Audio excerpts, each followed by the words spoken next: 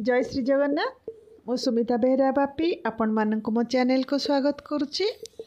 आमे किछि दिन धरी आलोचना करुचे फोर्थ सेमिस्टर आमर ओडिशा स्टेट ओपन यूनिवर्सिटी रो तार MAOD 13, 14, 15 रो आत्मपरीक्षण प्रश्नर उत्तर गुड़िक आमे MAOD 15 रो समस्त उत्तर दे सारिछे।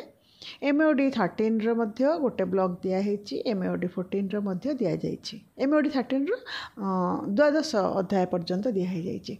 तेबे आसंतु आमे आज MAOD 14 रो पंचम एकक लोक संस्कृतिर संज्ञा स्वरूप प्रकार भेद से विषयटी को तार आत्मपरीक्षण प्रश्नर उत्तर को देखिबा। प्रश्न देखिबा लोक संस्कृतिर संज्ञा स्वरूप और प्रकार भेद उत्तर। लोक संस्कृति एक व्यापक विषय। 1846 मसीह WJ थॉमस एथिपाई फोकलोर शब्दर व्यवहार कले। संप्रति यह कल्चर स्टडी बा संस्कृति अध्ययन बोली मध्य कहा जाउछि। उभय प्राच्य और पाश्चात्य जगत रे लोक एवं संस्कृति संपर्क रे व्यापक आलोचना होई फोकलोर अनेक पारिभाषिक शब्द सृष्टि होइछि। तापर लिखिबा लोक संस्कृतिर संज्ञा। भारतीय विद्वान को दृष्टि लिखिबा एवं पाश्चात्य विद्वान को दृष्टि मध्य लिखिबा। भारतीय विद्वान को दृष्टि महात्मा गांधी एवं A.K. रामानुज ए दुटी लिखी आपण मैंने अधिक मध्य लिखिपारे 15 मार्क कि 10 मार्क देखिकी। महात्मा गांधी लोक संस्कृति लुप्त होइथिले मध्य जीवित सामग्री सहित यार संबंध रही है। A.K. रामानुज लोक संस्कृति हेउछि अशिक्षित गोष्ठी और संस्कृतिर प्रतीकात्मक भाषा। तापर पाश्चात्य विद्वान तांको दृष्टि लोक संस्कृति। लेनिन लोक संस्कृति जनसाधारणकर आशा और आत्मभाव। स्टिट्स थॉम्पसन लोक संस्कृति हेउछि अलिखित परंपरा जहाँ लोक पाखरु लोक निकट को हस्तांतरित होता है और स्मृति बा प्रयोग द्वारा संरक्षित होता है। रल्फ स्टीलबर्ग्स लोकविद्यार सामग्री मूलतः मौखिक परंपरा अथवा अनुकरण द्वारा गोटे पीढ़ी अन्य पीढ़ी को आसी थाए। तापर स्वरूप मानव समाज रे प्रचलित लोकविश्वास चालीचलन खाद्यपेय पर्वपर्वाणी प्रथा संस्कार अंधविश्वास वेश पोशाक नृत्य गीत आदि होची लोक संस्कृति अंतर्गत। तापर तार पॉइंट लिखिबे। एक उत्सव और पार्वण विभिन्न प्रकार पर्वपर्वाणी जहाँ तथा मकर संक्रांति रथयात्रा दुर्गा पूजा दोल पूर्णिमा इत्यादि सामूहिक एवं सामाजिक सम्मेलन चिन्ह। 2 नृत्य और संगीत लोकनृत्य और संगीत रे मनुष्य निजर खुशी और दुख को प्रकाशित करिथांती। सेगुड़िक है संबलपुरी नृत्य और गीत छौ नृत्य इत्यादि। 3 पाला और गीतिका विभिन्न गीतिका जनजातिर कथा और पाला इत्यादि लोक संस्कृतिर गुरुत्वपूर्ण अंश। 4 स्थापत्य कला मंदिर घरबाड़ी मानकर स्थापत्य कला लोक संस्कृतिर आभास दिए। काठरे माटी विभिन्न कारुकार्य तैयारी यार उदाहरण। 5 आहार पान ग्राम्य जीवनर भोजन प्रक्रिया और आहार पद्धति मध्य लोक संस्कृति एक अंश। पखाल खट्टा डालमा इत्यादि। 6 सामाजिक अनुष्ठान विवाह उपनयन और धार्मिक अनुष्ठान मान मध्य लोक संस्कृतिर अंश विशेष। लोक संस्कृति गोटे समाजर आत्मार स्वरूप तुल्य एवं सेथिरे सेमानकर जीवन चेतना एवं प्रगतिर अनुभव रही है। तापर लोक संस्कृतिर प्रकार भेद मु एकाठी लिखि देछि। क्वेश्चन गुड़ा विशिष्ट लोक संस्कृतविद रिचार्ड डर्सन तांकर folklore and folk life an introduction पुस्तक रे लोक संस्कृति को 4 भाग व्यक्त करछन्ती यथा मौखिक साहित्य सामाजिक लोकचलणी प्रदर्शन धर्मी लोककला भौतिक लोकजीवन। किंतु परवर्ती काल रे लोक संस्कृति को साधारणतः 4 भाग व्यक्त करा जायछि यथा लोक परंपरा सामाजिक रीतिनीति लोकाभिव्यक्ति और लोकविद्या। पॉइंट गुड़िक आलोचना करबा। 1 लोक परंपरा यह हूँ लोक संस्कृतिर सबुठारु विस्तृत विभाग। एथिरे लोकर मानसरूप और कार्यरूप पूर्ण मात्रा रे प्रकाश प्रतिफलित होता है। लोकमानसर प्रेरणा लोक भितर सृष्टि होतिबा जेते सब विश्वास और तज्जनित कार्यरूप को यही विभाग रे अंतर्भुक्त करा जायछि यथा भूत प्रेत प्रभृति विश्वास पशुपक्षी वृक्षलता जड़वस्तु प्रभृति रे आत्मा बा शक्तिर आरोपण करी सेमानकर पूजा करिबा रोग विपद आपद प्रभृति को देवतांको कोप मन करिबा स्वर्ग नरक पाताल देवादेवी सृष्टि संपर्कित विश्वास आदि विश्वासर उत्पत्ति स्थान लोकमानस। पुनश्च ए विभाग रे निर्दिष्ट समाज रे प्रचलित लोकाचार सबको निया जाई परिबो। ଏହି ସାମାଜିକ ଆଚାର ହେଉଛି ଜନ୍ମରୁ ମୃତ୍ୟୁ ପର୍ଯ୍ୟନ୍ତ ବିଭିନ୍ନ ଅନୁଷ୍ଠାନ, ଅତିଥି ସତ୍କାର, ବିଭିନ୍ନ ରୀତିନୀତି, ପଶୁପାଳନ, ବ୍ୟବସାୟ, କୃଷି ଇତ୍ୟାଦି। 2. ସାମାଜିକ ରୀତିନୀତି। ସମୟର ପରିବର୍ତ୍ତନ ସହିତ ଲୋକର ବିକାଶ ମନ୍ଥର ହେଲେ ମଧ୍ୟ ଅନବରତ ହୋଇ ଚାଲିଛି। ଫଳସ୍ୱରୂପ ଲୋକର ବୌଦ୍ଧିକ ବିକାଶ ପରମ୍ପରାକୁ ତର୍ଜମା, ବ୍ୟାଖ୍ୟା ତଥା ବିଶ୍ଳେଷଣ କରିବାର କ୍ଷମତା ଲୋକ ପ୍ରାପ୍ତ ହୋଇଥାଏ ଏବଂ ନିଜ ପରମ୍ପରାରେ ପ୍ରଚଳିତ କେତେକ ବିଭାଗକୁ ଲୋକ ସଂସ୍କାର କରିଥାଏ। ସମାଜର ହିତ ପ୍ରତି ଦୃଷ୍ଟି ଦିଆଯାଇ ସେସବୁକୁ କରାଯାଇଥାଏ। ଏହିଭଳି କେତେକ ଉଦାହରଣ ହେଉଛି ବିବାହ ପ୍ରଥା, ନାରୀ ପ୍ରତି ସମ୍ମାନ, ଅତିଥି ସଂସ୍କାର, ସରଳତା ଇତ୍ୟାଦି। କୌଣସି ଅଞ୍ଚଳର ଲୋକ ସଂସ୍କୃତି ପରିଚୟ ପ୍ରଦାନ କରିବାରେ ମଧ୍ୟ ସମର୍ଥ ହୋଇଥାଏ। 3. ଲୋକାଭିବ୍ୟକ୍ତି। ଏହା ଲୋକ ସଂସ୍କୃତିର ଅନ୍ୟ ଏକ ବିଶିଷ୍ଟ ବିଭବ। ମଣିଷ ନିଜକୁ ଅଭିବ୍ୟକ୍ତ କରିବା ପାଇଁ ଅନେକ ମାଧ୍ୟମର ଆଶ୍ରୟ ନେଇଥାଏ। ଏହି ଅଭିବ୍ୟକ୍ତି ଆଦିମ ଲୋକଶିଷ୍ଟ ଧାରାରେ ପ୍ରାୟତଃ ସମାନ ହୋଇଥିଲେ ମଧ୍ୟ ନିର୍ମାଣ କୌଶଳ ଓ ଭାଷାର ସ୍ୱରୂପରେ ଅନେକ ପାର୍ଥକ୍ୟ ପରିଲକ୍ଷିତ ହୋଇଥାଏ। ଏହାକୁ ମୁଖ୍ୟତଃ 3 ଭାଗରେ ବିଭକ୍ତ କରାଯାଇଛି: ଧ୍ୱନିମୂଳକ, ଚିତ୍ରମୂଳକ ଓ ସଂକେତଧର୍ମୀ। ଧ୍ୱନିମୂଳକ ଅଭିବ୍ୟକ୍ତି। ଏହା ମଧ୍ୟରେ ଲୋକଗୀତ, ଲୋକଗାଥା, ଲୋକନାଟ୍ୟ ଆଦି ଅନ୍ତର୍ଭୁକ୍ତ। ଏହାକୁ ଭାଷା, ସ୍ୱର ଓ ସଙ୍ଗୀତ ଦୃଷ୍ଟିରୁ 3 ଭାଗରେ ବିଭକ୍ତ କରି ଆଲୋଚନା କରାଯାଏ। ଚିତ୍ରମୂଳକ ଅଭିବ୍ୟକ୍ତି। ଚିତ୍ର ମାଧ୍ୟମରେ ନିଜର ମନୋଭାବକୁ ବ୍ୟକ୍ତ କରିବା କୌଶଳ ଭାଷାଠାରୁ ବେଶ୍ ପ୍ରାଚୀନ। ସୌନ୍ଦର୍ଯ୍ୟବୋଧର ଅଭିବ୍ୟକ୍ତି ଓ ଚିତ୍ରାଙ୍କନ ଏବଂ ପରେ ସ୍ଥାପତ୍ୟ ସାହାଯ୍ୟରେ କରିଥିବାର ଅସଂଖ୍ୟ ପ୍ରମାଣ ବିଶ୍ୱସାରା ବିଛାଇ ହୋଇ ରହିଛି। ଏବେ ମଧ୍ୟ ଘର କାନ୍ଥରେ ନାନା ପ୍ରକାରର ଚିତ୍ର ଦେଖିବାକୁ ମିଳେ।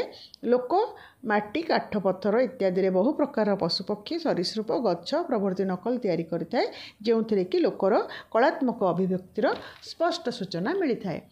ତାପରେ ହେଲା ସଂକେତଧର୍ମୀ ଅଭିବ୍ୟକ୍ତି। ଏଥିରେ କୌଣସି ବାହ୍ୟ ବସ୍ତୁର ସାହାଯ୍ୟ ନିଆଯାଇନଥାଏ। ବ୍ୟକ୍ତି ନିଜ ଶରୀରର ବିଭିନ୍ନ ଅଙ୍ଗ ପ୍ରତ୍ୟଙ୍ଗ ସାହାଯ୍ୟରେ ନିଜର ଭାବକୁ ପ୍ରକାଶ କରିବାରେ ପ୍ରୟାସ କରିଥାଏ। ଏହାକୁ ମୁଖ୍ୟତଃ 2 ଭାଗରେ ବିଭକ୍ତ କରାଯାଇଥାଏ, ଯଥା ଠାର ଓ ଅଭିନୟ। ତାପରେ 4 ହେଲା ଲୋକବିଜ୍ଞାନ ବା ଲୋକବିଦ୍ୟା। ଏହା ପରମ୍ପରାଗତ ହୋଇଥିଲେ ମଧ୍ୟ ଶିକ୍ଷା ଦ୍ୱାରା ହିଁ ପ୍ରାପ୍ତ ହୋଇଥାଏ। ବ୍ୟକ୍ତି ଅନ୍ୟ ଅନୁଭୂତି ସମ୍ପନ୍ନ ଲୋକଠାରୁ ବିଶେଷ ଜ୍ଞାନ ଲାଭ କରିଥାଏ। ଏହି ବିଶେଷ ଜ୍ଞାନକୁ ଆଧାର କରି ଲୋକ ସମାଜରେ କେତେକ ଜାତିର ସୃଷ୍ଟି ହୋଇଛି, ଯଥା ମାଟିକୁ ନେଇ ବିଶେଷ ଜ୍ଞାନ ଥିବା ଗୋଷ୍ଠୀକୁ କୁମ୍ଭାର କୁହାଯାଏ। ସେହିପରି କାଠରୁ ବଢ଼େଇ, ଲୁହାରୁ ଲୁହୁରା, ଚମଡ଼ାରୁ ମୋଚି ଇତ୍ୟାଦି ସ୍ୱତନ୍ତ୍ର ଜାତି ଆମ ସମାଜରେ ଅଛନ୍ତି।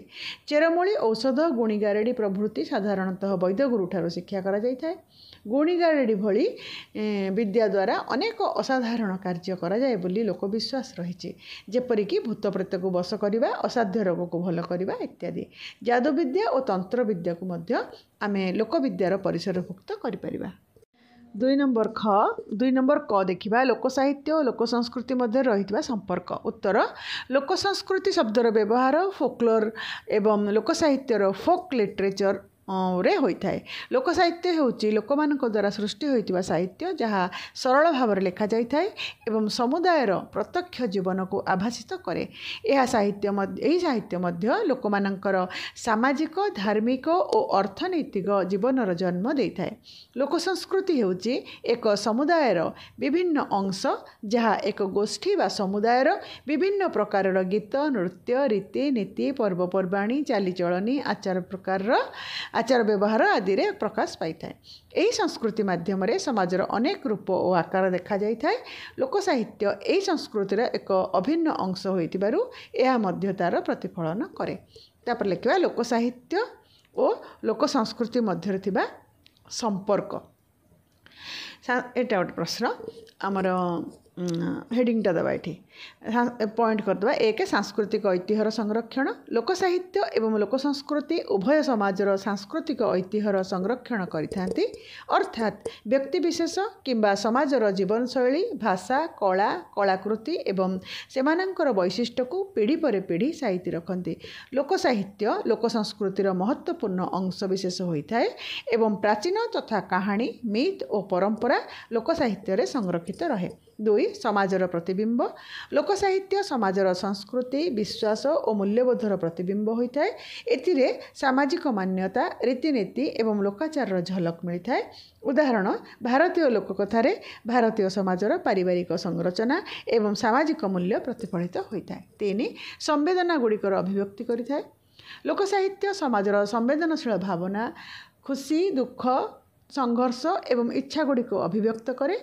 यह लोक संस्कृतिर अंशविशेष जहाँ समाजर भावना और मानसिक स्थिति को चित्रित करिथाए। 4 सामाजिक सामंजस्य। लोक साहित्य और लोक संस्कृति समाज रे सामंजस्य एवं एकता को बढ़ाई थाए।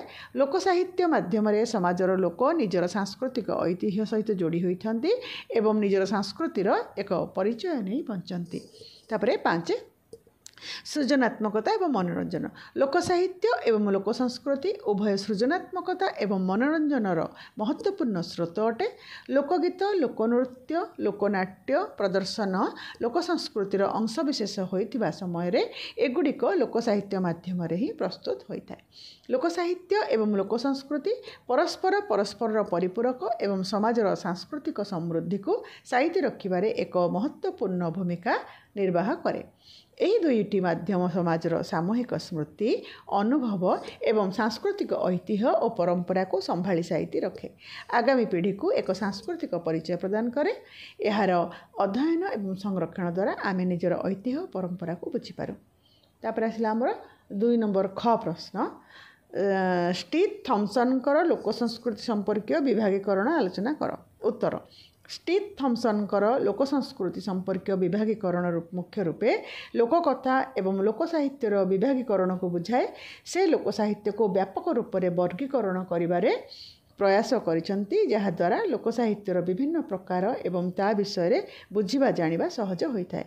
स्टीथ थॉम्सन वर्गीकरण लोकविद्यार वैज्ञानिक विभागीकरण करने को जाई से प्रथमे यहाको 2 विभाग विभक्त करछंती। 1 मौखिक लोकविद्या, 2 लोकविद्यार क्रियारूप। यही 2 मुख्य विभागर केतोटी उपविभाग रही, यथा मौखिक लोकविद्यार कहानी, गीत, ढगडमाली, प्रबाद, प्रवचन, धंदा, प्रहेली, मंत्र एवं कहानीर मध्य रही किंबदंती और पुराण कथा। गीतर मध्य विभाग रही वर्णनात्मक गाथा, गीति कविता, कर्मगीत, क्रीड़ागीत, शिशुगीत। एवं 2 लोकविद्यार क्रियारूप एथिरे रही ऋतुकालीन उत्सवानुष्ठान, कृषि संपर्कीय लोकाचार, अंधविश्वास। 2 नंबर ग प्रश्न। इंग्राजी फोकलोर रे भारतीय प्रतिशब्द रूपे केउं केउं शब्द व्यवहृत होइछि। उत्तर इंग्राजी फोकलोर रे भारतीय प्रतिशब्द रूपे पल्ली, ग्राम, जन, लोक आदि को ग्रहण करा जाए। यही शब्दटीर अभिधानिक अर्थ व्यापक। लोर शब्दटीर भारतीय प्रतिशब्द रूपे कौनसी निर्दिष्ट शब्द को ग्रहण करा जाए नहीं। फोकलोर शब्दर भारतीय प्रतिशब्द है लोक साहित्य, लोकगाथा, लोकविद्या, लोकजान, लोकायन, लोक संस्कृति, लोकवाङ्मय, लोकायत, लोकव्रत, लोकवार्ता, लोकवृत्त, लोकश्रुति, लोकचर्चा, लोककृति, लोकधारा, लोकतत्व, लोकविज्ञान, लोकधर्म इत्यादि। तापर आमर आसला आपण एटा 93, 94, 95 पृष्ठ देखिपारे। 2 नंबर घ तार भारतीय पुराण और शास्त्र मानकरे लोक शब्दर केउं प्रकार व्याख्या करा जायछि तार उत्तर पृष्ठ रही 92 और 93 पृष्ठ। 2 नंबर अ लोक संस्कृतिर विभागीकरण केउं आधार रे करा जिवो। उत्तर लोक संस्कृतिर विभागीकरण साधारणतः 3टी आधार रे परिकल्पित होइताय। 1 लोक जीवन में प्रचलित विभिन्न विश्वासपद, 2 लोक समाज रे प्रचलित विभिन्न रीतिनीति, 3 तृतीय लोक समाज रे विभिन्न अभिव्यक्ति। यही मुख्य विभाग त्रयर बहु उपविभाग मध्य सृष्टि होई पारे। लोकविद्यार परिसर व्यापक होइतिबारु जड़ ठारू आरंभ करी सजीव पर्यंत समस्त वस्तुर क्रियाकलाप अभिव्यक्ति यार परिसरभुक्त। तबे 2 नंबर च लोक संस्कृतिर परिसर संपर्क में आलोचना कर। लोकविद्यार परिसर अत्यंत व्यापक, जड़ ठारू आरंभ करी सजीव पर्यंत समस्त वस्तुर क्रियाकलाप अभिव्यक्ति यार परिसरभुक्त। Standard dictionary of folklore, mythology and legends ग्रंथ रे कहा जायछि लोकविद्यार विषय एवं एही विषय समूहर वैज्ञानिक आलोचना फोकलोर नाम रे परिचित। यह सर्वदा परंपराश्रयी एवं व्यक्ति अन्य व्यक्ति को हस्तांतरित होई लोकस्मृति रे जीवंत और सुरक्षित रही है। तापर लोक संस्कृतिर परिचय हेडिंग देवे। लोक संस्कृति पॉइंट करी आपण लिखि दे जिवे नोट देखिके मु खाली जंदे पढ़ी दउची। लोक संस्कृति केतक आचार अनुष्ठान व्यवहार को बुझाए। यह सहित काव्य, शिल्प, संगीत आदि को बुझाए। 2 लोक संस्कृतिर जन्म गोटे दिन रे नुहे, यह मानव जातिर क्रम विवर्तन सह संपृक्त। 3 संस्कृति अचल नुहे, सचल, परिवर्तित धारारे से तार रूप बदलाए। 4 संस्कृति एक हृदयर अवबोधजनित विषय, यह एक स्वतंत्र दृष्टिभंगी। 5 लोक संस्कृति रूपांतरित, आवश्यकता अनुसार से बेश बदलाए।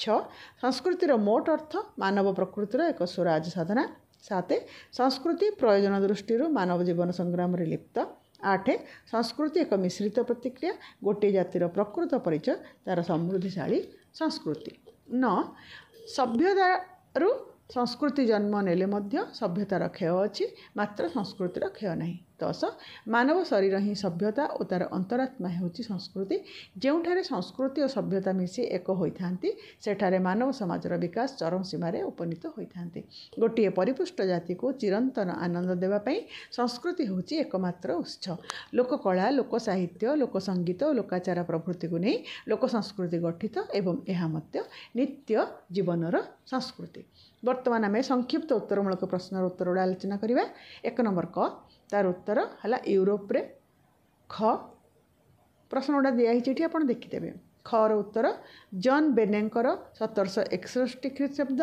प्रकाशित आलोचना ग्रंथर नाम है रिमेन्स ऑफ जेंटलिज्म एंड जुडाइज्म तापर ग फोकलोर शब्द किया प्रथम व्यवहार करते ना विलियम जॉन थॉमस फोकलोर शब्द क्यों आसी एग्लोर सैक्सन शब्द फोर रु आसी ऐतरेय उपनिषदर लोक शब्द क्यों अर्थर व्यवहार करा भुवन अर्थरे पूरा नोटा देखिए लिखतु महाभारत लोक शब्द क्यों अर्थर व्यवहृत साधारण जनता अर्थरे व्यासदेव पूरा लिखिबे आरपी चांदा फोकलोर शब्द पाई क्यों पारिभाषिक शब्द व्यवहार करचंती ना से 1908 मसीह आरपी चांदा फोकलोर शब्द पाई लोकविद्या शब्द व्यवहार करते फोक शब्दर पारिभाषिक शब्द रूपे लोक संस्कृति शब्द प्रथमे कि व्यवहार करते ना 1960 डॉक्टर कृष्णदेव उपाध्याय करते इंग्लैंडर लोकविद्या परिषदर प्रथम सचिव किए जॉर्ज गोमे इंग्लैंडर लोकविद्या परिषदर वार्षिक विवरणी 1879 से यहाँ थे